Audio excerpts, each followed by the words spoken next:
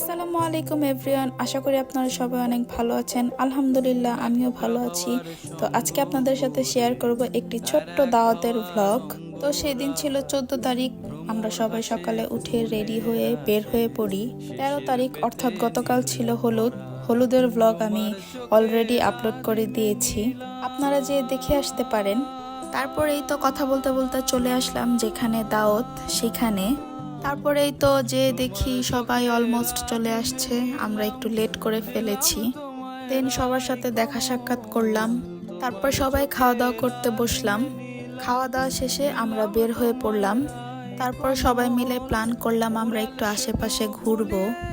তারপর এই তো হাঁটতে হাঁটতে চলে আসলাম একটি ঘাটে। তো ঘাটের ওইখানে দেখলাম বড় জাহাজ, তো ভাবলাম ওইটার উপরে উঠে দেখি ভিউ কেমন।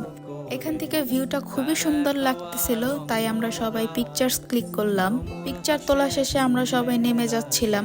যাওয়ার সময় চোখ পড়লো যেখানে আসলে জাহাজটি চালানো হয়, মানে যেই রুম, সেই রুমের দিকে। এখান থেকে নামতে গিয়ে আমার তো 12টা বেজে যায়, কারণ সিঁড়িগুলো অনেক আঁকা বাঁকা আর অনেক উঁচু। তারপর এই তো নেমে আমরা সবাই চলে যাচ্ছিলাম এখান থেকে। মেইন কষ্ট ছিল আসলে এইটা পার হওয়া, আমি অনেক কষ্টে পার হয়েছি। তারপর আমার ছোট ভাই আমাকে ধরে বলতেছে চলো পার্কে যাব। দেন আমরা পার্কে যাচ্ছিলাম। হাঁটতে হাঁটতে কিছুক্ষণের মধ্যে পার্কের সামনে চলে আসি। এটা হচ্ছে ইকো পার্ক। দেন আমরা টিকিট কালেক্ট করে ভিতরে প্রবেশ করলাম। ভিতরে ঢুকতেই দেখি অনেক সুন্দর ভিউ এবং অনেক মানুষ, কজ ওই দিন ছিল ফ্রাইডে। দেন হাঁটতে হাঁটতে সামনে গিয়ে দেখি এখানে বাচ্চারা খেলছে এবং এর পাশে হচ্ছে এই পার্কের ফুড কোর্ট। দেন আমার পিচ্চি 2 ভাই বোন এই প্লেনে উঠলো, ওরা তো প্লেনে উঠে মহা খুশি। দেন আমরা হাঁটতে হাঁটতে পার্কের ভিতরের দিকে যাচ্ছিলাম। দেন দেখি নদীর পাড়ের সুন্দর ভিউ। তো আজকের ব্লগটি এখানেই শেষ করছি, আশা করি আপনাদের সবার কাছে অনেক ভালো লেগেছে।